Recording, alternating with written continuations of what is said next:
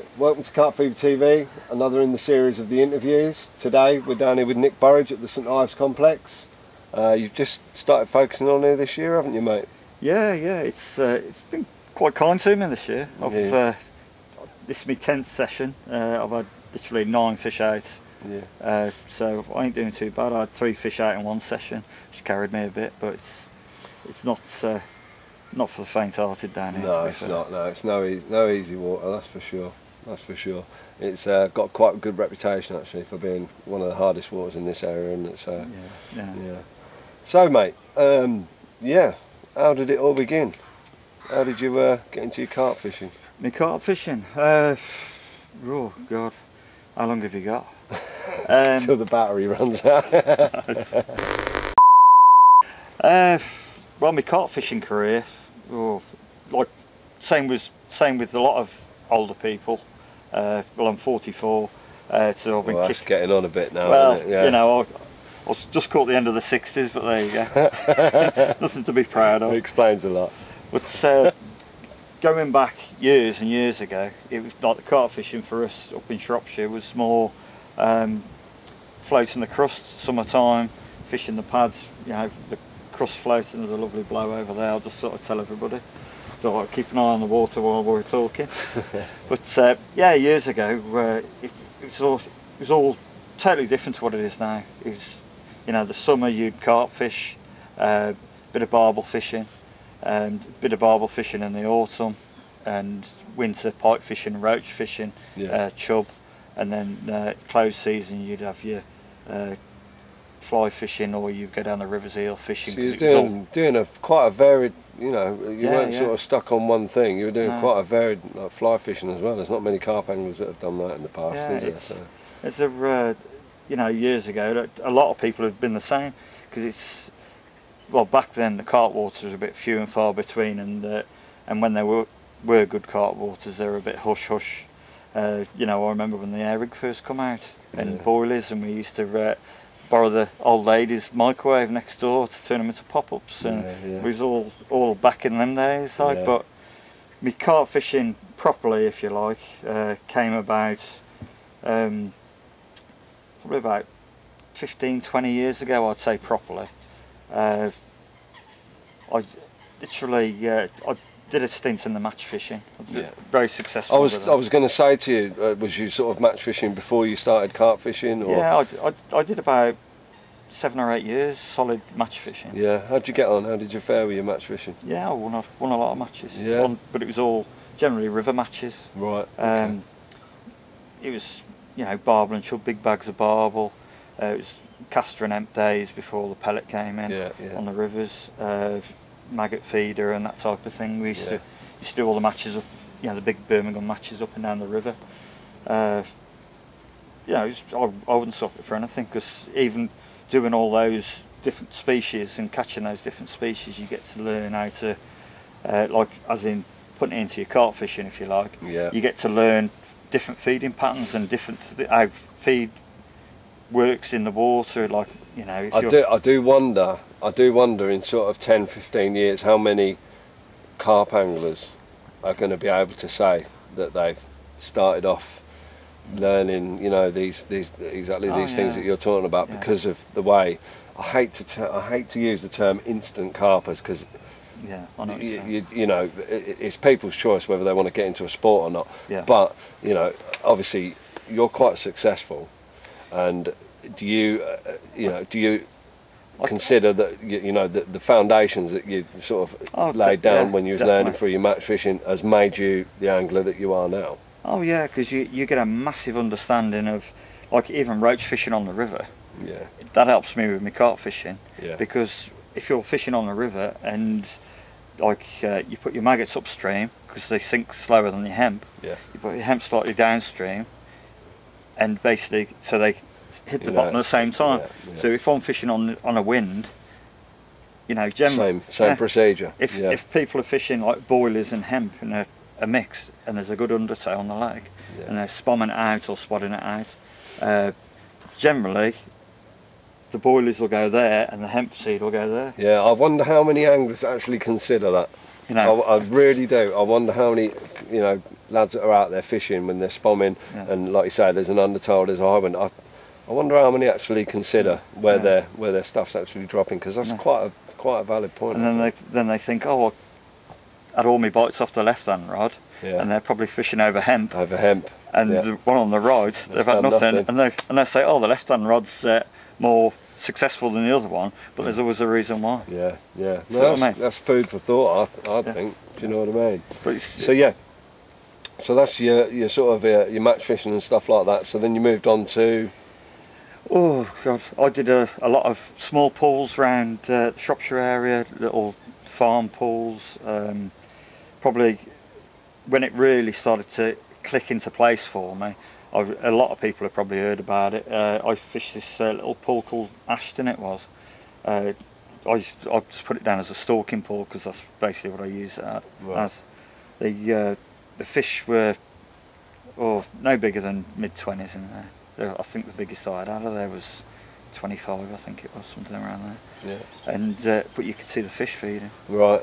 And the learning circle. I was going to say. In the year I fished on there, and just from the size of baits fish would pick up and what they spook off, you know, I found on there, because they were like bug feeders. In the end I went down for 10 millers, and I could literally get on feeding on the drop.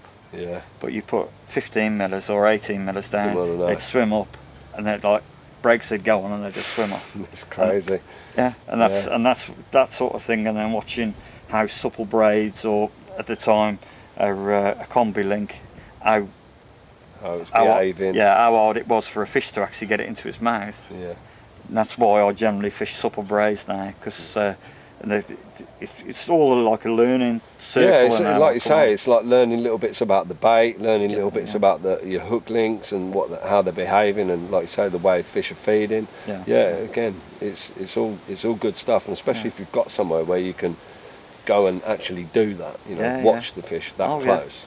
Unbelievable it was. Yeah. And you know, there's a couple of times, it was the one session I did, I got these fish coming in, and there's reeds in front of me. I'm hiding behind the reeds like this, and I've got these fish feeding. Anyway, something happened and they spooked and swam off.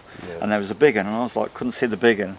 There another 5 minutes, and I got a rig down there as well. Yeah.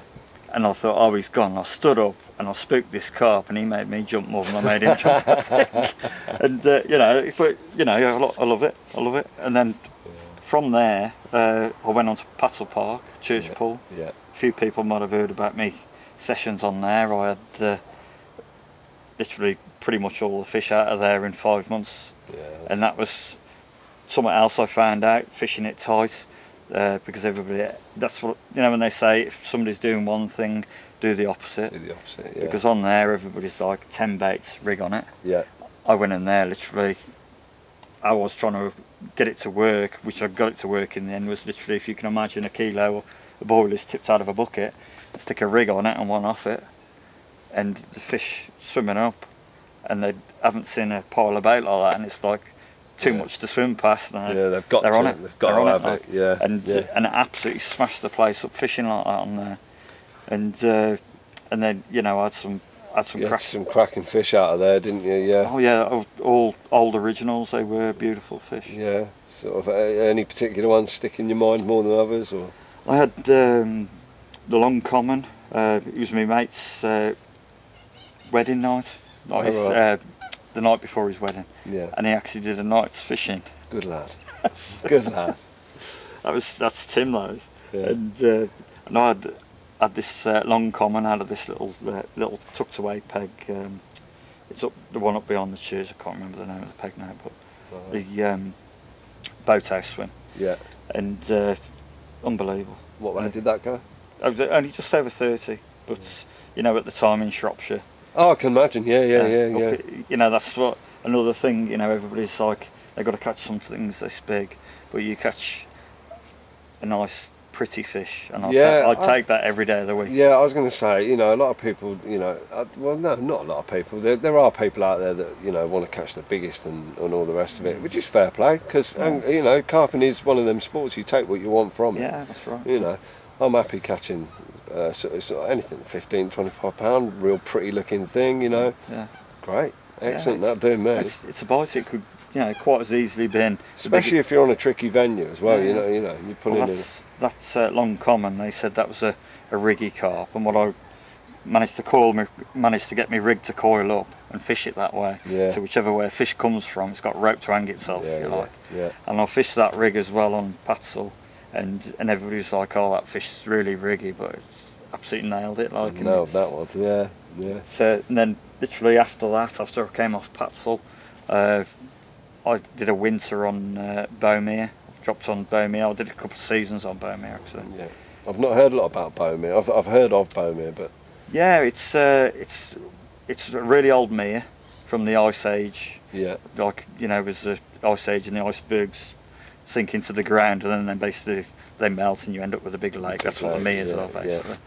Yeah. And this one's about 42 foot deep. It's way to explain it, it's a bit like an inside-out bra.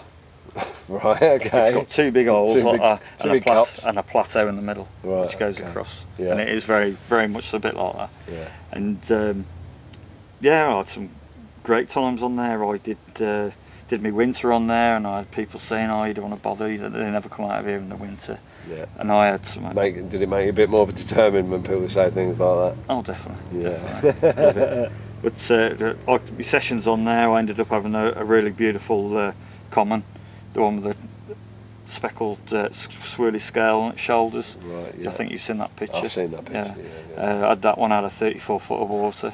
Nice. On an hard frost, high pressure hard frost. That's something else will couldn't get any worse for the fishing conditions. Yeah, but I think sometimes it's the temperature what pushes them down more so than the pressure. So yeah, definitely. That's another story altogether. Mate. That's a long one. I blind you with science. But now I did my winter on there. I had a load of fish out and surprised everybody to what I caught. Yeah. And then the next season on there, I had something like, I think it was 42 fish out over the season, which was mad on there because people were having like, I don't know, if they had 10 fish in a year, they'd had a good season. Yeah. So that was a good place, and I was, you know, margin fishing and everything in the summer. Really nice water those. And then I came off there. Where did I go then? Did a couple of little pools here and there. There was another one I did. It's all lily pads and that type of thing, which is over Kidderminster way, and that was a nice little pool. Yeah. Charlton pool, that one was. And then after that, where did I go? I did the spring on that, and then after that I dropped on the mangrove. Yeah. Which. Yeah. Yeah. Yeah. I've seen the fish. Yeah. So I dropped on the mangrove. And took the place apart, didn't you? Yeah, but I loved it. To be honest, because it was in the wind. I got down there. Tim picked me peg because it was a draw for the pegs for the first week. Yeah. If you went down and did a work party, you could fish it for the first week type of thing. And he pulled me out first in the draw. So I couldn't get down for when they did the draw, and he pulled me out and he says, "Oh, I'll nick a lightning tree," so he picked me lightning tree basically. Yeah. So I went down there, I turned up, 25 mile an hour wind, boshing down into it, like the fish like surfing on the bloody waves and all this. Mad it was. And there's me in a rowing boat, no motor, going like this, going backwards. Yeah, I've had a few funny times in a boat, mate. I'm not the best in them. It's absolutely fantastic. And then the wind calmed, and a mate of mine said, "If you put a better bait at, well, you'll catch off a better bait." And everybody else, it was quite funny because the year before there, everybody was struggling, and just a handful of fish were coming out here and there. Yeah. And I just literally remembered how I did it on Patsel, literally, and how I fished it on there. The same. Yeah. But I used small boilers as well. Right. And I found a nice, basically a really nice smooth area silt, and where it's all choddy silt by the side of it. I dropped my marker on there, and basically the smoother side, put the smaller baits, and on the choddy side I put larger baits and put them out, spread a bit more to get them picking them up instead of mooching, instead of filter feeding. Static. Yeah, because otherwise I'd just bury everything in my rig as well. Yeah. So I had two different bait presentations going on in the one spot basically. Yeah. And the funny thing was, all my bites came out the choddy stuff. The messy stuff, yeah. Which goes, it's a bit like fishing on the edge of the weed here. Yeah. You know, you got a clear spot. You know, when you think the fish come through and all the bait gets washed to the edge, anything that falls out of the weed, little insects and that, where's the food going to be around the edge? Right on the edge. So, yeah, so without, because we haven't got that long, name some of the fish you've had out of mangrove. Oh, some of the more, you know, memorable ones. Paul Prince. He was what? Beautiful fish. Well, I had that over £40. Mangrove's first 40. Yeah. And what else do I have? The black common. Yeah. That sounds nice. But it's not black. It's almost like if I had to name it, I would have called it a fully scaled common. Right. It's a common, but it's got almost the top half of its back. It's got all like mishmashy scales on. Right. Yeah. And it's that liked me, that did, because I had it 5 times. Nobody else caught it either. They saying I got it sacked up somewhere. But, Nick's mate. They should have called that one. But no, and there's Conan as well. Conan, yeah. Poor thing's only got half a tail, and it's been in there since the early days when what's his name, Dave Preston first fished it with Tim Paisley all them years ago. It's a real old warrior fish. And it's still alive in there now, fantastic. And I managed to catch that as well. Yeah, fantastic. Yeah. Cool. So they're your most memorable ones out of there then. Yeah, to be honest, I had that many fish. I had 120 something fish in my season, and I had over 20. I think it was about 25, 30s I had out. Fantastic, yeah. And it was mind blowing, because every session I'd go down, I'd have, you know, if I had 5 fish, I'd have 130 and the 5 fish easy. Yeah, and sometimes in my first session, I went down and I had 38, 37. 36, 31, 29, and then 20, 25, that sort of size. Second session, that was like, I think I had 12 fish on my first session. Yeah. And then my second session was pretty much the same sort of thing. And that's how the season went. You know, they just really got onto the bait. Yeah, fair play. So that's your fishing career then. That brings you up to. Well, I got a winter ticket on Burrage Grove last year. I was going to say, we haven't spoken about Burrage Grove, have we? Yeah, of course. Yeah, Burrage Grove. That's another one of Tim's waters, and it's a stunning place to fish. And in the winter, something about it. It's you know, like on the mangrove in the winter on there, under 6 degrees I couldn't get a bite, water temperature. Right. And on Burrage Grove, I went down to the one session, did all the water temperature bit, which I do in the winter because it's handy to know if it's come up or down from the session before. Yeah. And and it was 4.2 degrees. Yep. Just had a bleep. 4.2 degrees. And I looked at it and I thought, is it worth putting my rods out? Because it was, you know, cat icing, almost like that cold. And got the first rod out, sorting the second rod out, first one's off. And I ended up having 5 fish in that session, and that's the sort of place. It was cold, yeah. And I had my first snow carp off there as well. Only a small common, but that was this winter just gone, wasn't it? Yeah. I see the picture, yeah. But it's one of those. It's like a lifetime target, isn't it? Just to get a snow carp. Yeah. And I'd never had one before. The closest I'd ever come was I had a 30 on bowmere, and I put the fish back. And about an hour later, it started snowing, and that would have been a hell of a fish for definitely. But that was like one of me. You know, all the years I've been fishing, that was the first snow carp. Yeah. Nice. So Bossard, right? Yeah. Mate. So you've just got back from France. Yeah. And it was a real short notice trip as well, wasn't it? Yeah, we found out about it about 2 weeks before it happened. Yeah. And you know, and I sweet talked the wife round, make sure I could go. So that's it. Yeah, done a few DIY jobs. Something like that. Yeah.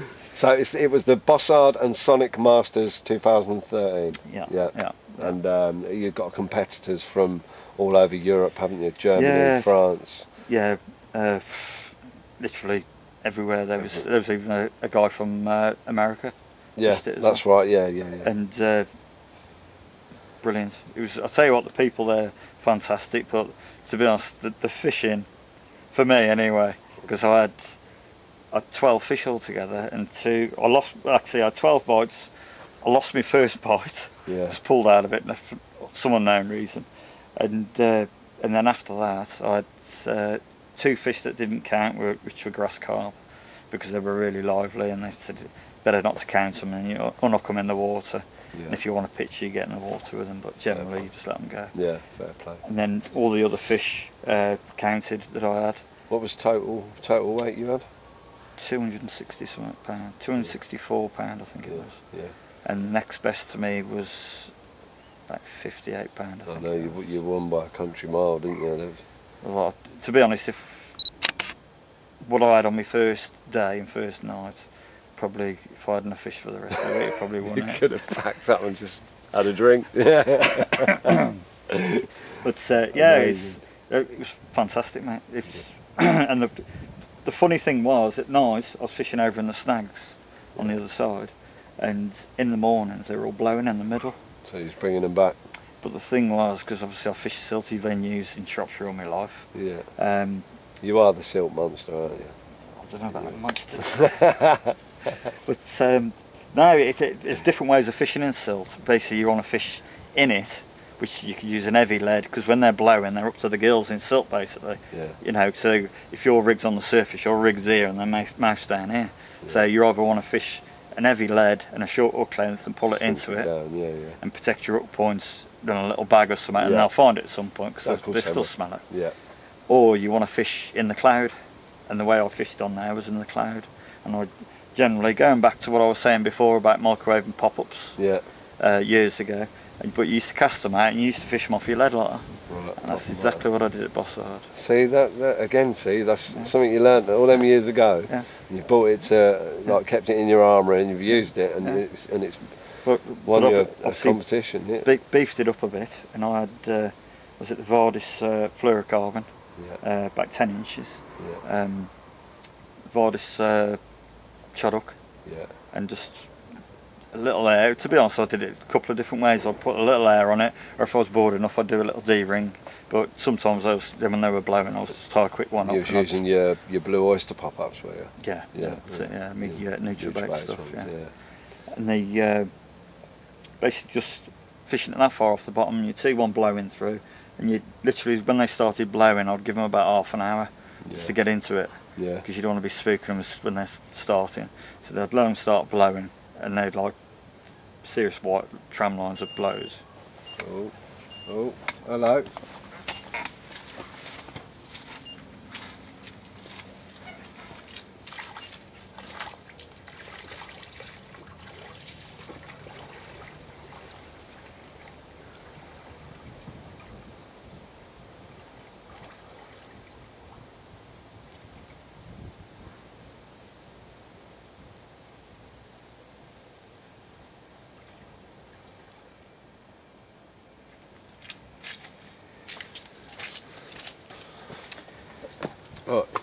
Right, mate. Yeah, I think I'll come. Sorry about that little interruption. We had a big blob of weed, was it? Hit the line. Picked up by a coot, but there was a bit of weed on my line, so I just cleaned it off. Right, yeah. Where was I? So yeah, Bossard. Yeah, the blows, giving them like half an hour to get going, so you're not spooking them as soon as they start. Yeah. Because once they start feeding on something, even though they're feeding on naturals, like. But as I was fishing it, was casting behind the first fish. Because obviously, if you can imagine it in the water, if you've ever seen fish blowing, they go through and there's a cloud that comes, and that cloud attracts other fish in. Yeah. So I'm not fishing for the one that's blowing, I'm fishing in the cloud. And basically, the amount of early morning fish that got me, that got me out of the fish that I could weigh in, that got me more than half of me fishing like that. Yeah. Just with a little bit of fluorocarbon. Just sat up off the bottom, straight off the lead. Yeah. Fair play. Nothing complicated. Nothing complicated, no. But yeah, congratulations, mate, because you come first and won a bit of money. Away the competition. And I got the biggest fish as well. But yeah, that's right. Yeah. The big fish didn't feed, to be honest. The big fish But I had a lot of 30s, mid 30s in up, and I think the biggest one I had was 37 or something like that. Right, 37 pound. Yeah. And that was on the last morning, and and it won the biggest fish. But the thing was is that, you know, considering I was walking it, every time I heard somebody's rod going up the lake, like the last 5 minutes was terrible because as it was like another €500 for winning the biggest fish. So It was like, oh. But yeah, it was absolutely fantastic, and like the food over there, you know, Sally and Steve. Yeah. It Really looked after you all, didn't they? And oh, it's crazy. Bailiffs were spot on as well. Yeah, The marshals, yeah. sorry, not the bailiffs. Yeah. Yeah, we had there's one bailiff on there. He did all the running about for us if we needed any water or bait or anything else fetching, or even like cans of pop. He was brilliant. Yeah. And then the marshals come round pretty quick and get the fish weighed up and all that. Yeah. Fair play. Yeah, but, so on for next year as well over there, or yeah, I've been invited back to defend your title. That's right. Yeah. But you know, I'm not going to turn that down, am I? I'll tell you what. Hats off to your bait boys, because they got you sorted out pretty quick, didn't they? As well. Yeah, definitely. Was it R&G baits? Yeah. Do me mixing, well, do me rolling for NutriBaits. Yeah. They work directly through the company now, and they and basically we come up with a mix of. They have been doing a mix where they've been putting the flavour of the blue oyster with the trigger. Yeah. And it's because trigger's quite a hard bait. You know, it's a fantastic bait in its own right anyway, but I wanted something a little bit softer, and knowing what the fish are like on here, they seem to like it and it's a bit washed out a bit. Right. And so basically what I started doing was, well, I asked him if I could split the bases, and so we've got the basically half blue oyster base mix and the attractive flavour of the blue oyster, and half the trigger, which is, they get that feel good factor out of it, because some baits, they eat it, they know they feel good and they want to eat some more, because that's how you get a seasoned fish meal bait going. And absolutely fantastic, and the fish couldn't get enough of it, and I ended up using, was it 17 kilo? Yeah, I know you really went through it, didn't you? You went through it, but they were on it, so that's what happens. It's a good job you had that amount, you know, that they got you that much made up quick to get out there with it, and you needed every bit by the sound of it. Definitely.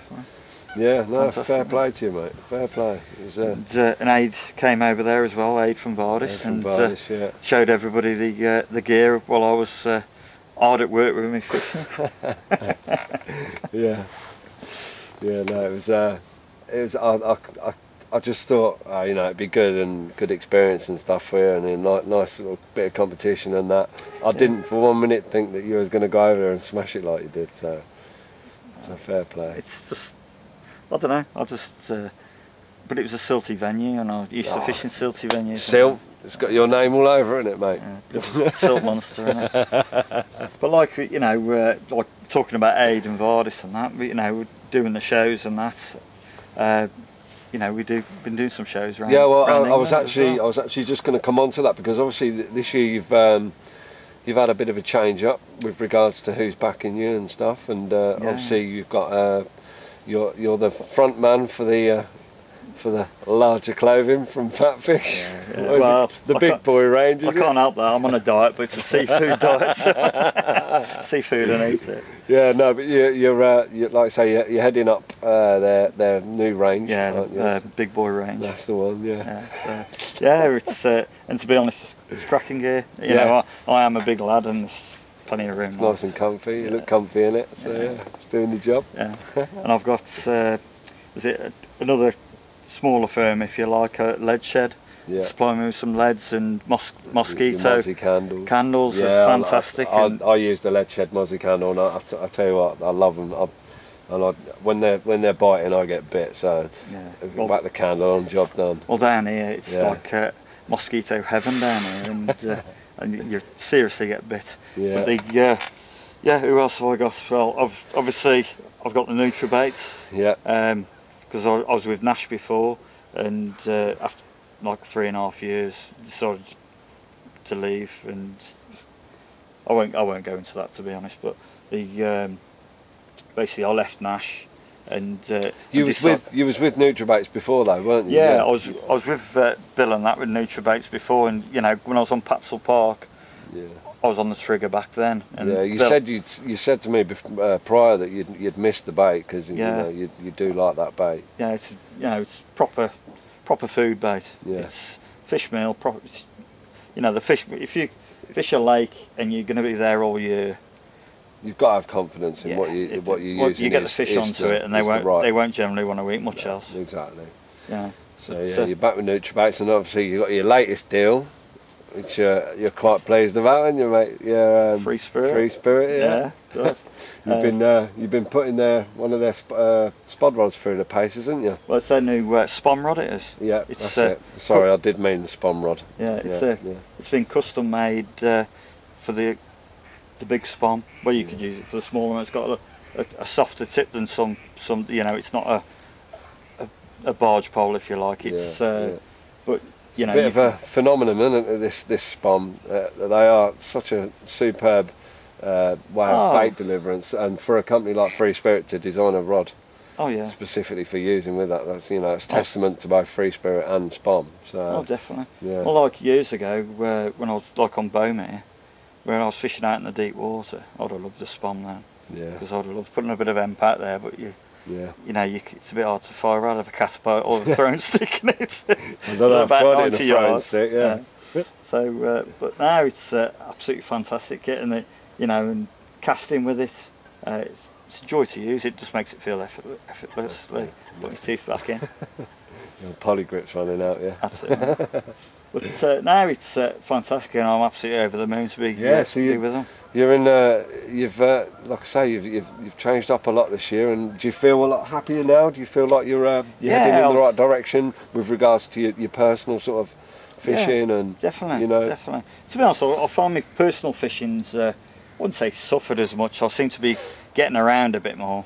They've only just allowed you out of Shropshire, haven't they? Like 2 years ago. Yeah, somewhere else I fished was Little Urchester. I had some nice fish from. Yeah. And that was my first proper syndicate water out of Shropshire. That's local to me, isn't it? Yeah. Little Urchester. Yeah, so I know a lot about that place. Yeah. But it's Shropshire.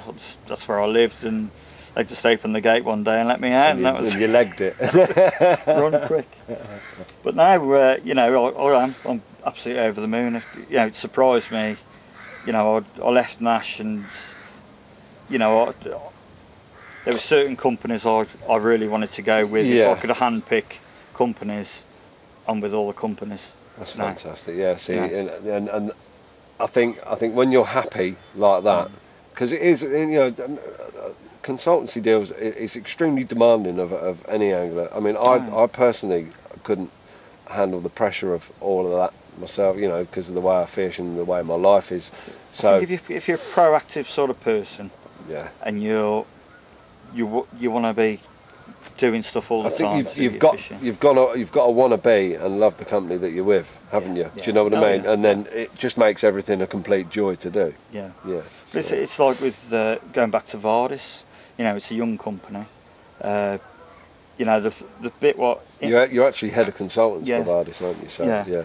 But because it's such a young company. When I joined, it had only been going 18 months. Yeah. So it's a really young company still. And the thing what attracted me to that, but it wasn't the finished article. Yeah. And because it's all work in progress. Because it was on its way up. Yeah. And it was a bit like, I'll be able to put my own little touches and my own feel into certain areas, whether it's designing tackle or basically helping other consultants with. Well, you had a head full of ideas as well, didn't you? That, you know, that we've spoke about in the past, like little things that you've wanted to try. So obviously joining Vardis, you've got that opportunity now to sort of really put your input in and try and do something. It sounds like this last few months, everything's changed that much. It's unbelievable. I'm finding I'm getting quite busy, to be fair, but it comes with the job, I suppose. That's it. Comes with the job, mate. So yeah, what's the future hold right now then, mate? Obviously, fishing wise. Yeah, obviously you're on here for the rest of the season. Yeah, I'd love to stay on here, but because of the miles I'm doing. If this was up in Shropshire, and I could put a bit more time in baiting up, you know, like driving 125, 150 miles one way to a lake to go and bait up is a bit more than I know people. There's some do it, but yeah, I've got to admit it wouldn't be part of my remit. No. It's a long old jaunt. So it's, in a way, I need a water what's not so much give the fish up easier, but not so much demanding to catch the fish. Yeah. You know, like I'm getting a ticket on Woolpack, which is just down the road. Yeah. Which, you know, it's not a walk in the park by any stretch. There's some beautiful English fish in there. Stunning fish in the water. You know, that's something else I look for. If a water's got English fish in it, and they're like lovely dark or golden fish, you know, they're proper English looking fish. Yeah, that's what I like. We've all seen the pictures of the real old black warriors, and you know, they're just stunning looking fish. Oh, it's amazing, isn't it? Yeah. And, you know, when you put them back, and they you don't want to let them go, do you? But to be honest, watching them swim off it in the lake, there ain't much better than that. No. You know, knowing that you've nailed it, you've had it on the bank, and you put it back, and it's good as gold, and you can't beat that feeling. I've got a bit of video footage of that as well, of a couple of fish being released on Bomere. I might show you that. Okay, fantastic. It's nice bit of footage, actually. Yeah, brilliant. Okay. We'll try and tag that on the end of this, actually. Okay. Yeah, so people can have a look at that. And another water, I'm taking on a water that's quite local to you. About half an hour from my house, maybe 35 minutes from my house. It's a nice little reservoir, and that's all I'm telling you. Watch this space. Watch this space, mate. But to be honest, it's such a nice water, and the fish are up and coming in there, and it's a little gem. It's a little gem, mate. Yeah, it is. Fair play. So I'll have that one, but obviously because I've got my winter water as well, being Birch Grove. Yeah. You know, I have that in the winter as well, because like somewhere like here, you know, it probably throw up the odd fish, but it's a long way to come. For doing what I do, it's nice to at least get a fish on the bank here. Yeah. One a month. All right, mate. Well, yeah, and then obviously, and then in the very far future at the minute is Bossard again. So. Yeah, actually, I'm going to Horseshoe this next week. Okay. And then I've got a social down Sandhurst. Yeah. Black Country Carp social. Yeah. So that's running straight on the back of. That's it's a nice water, Sandhurst. It's one of the nicer day ticket waters in this country, I think. Yeah. It's got some stunning fish in it. It'll be the first time I've ever been down this way. Yeah. Oh, you'll love it down there. It's nice. It's down. I've been there a few times. So. And then I've got a week at home to keep the wife happy. Yeah. And then I'm off to France. That's right. Oh, you're back to France. Yeah. Pemprez. Yeah. Well, this Pemprez was the one I booked in for myself. Bossard was a bit of a bonus. Yeah. A bit of, can you do it? I'll have a go. Go on, I'll smash it then. Fair play. No, it's this year's been fantastic, and you know, when fishing on here, you know, I've had some stunners out of here. It's beautiful water, and you know, you just doesn't really matter what size you get. You know, I've had some doubles and a good handful of 30s, and you know, every time you get a fish, they're just such luckers in here. Yeah, it's a stunning place. It really is. Okay, mate. Well, thank you very much for giving up some of your time. No problem at all.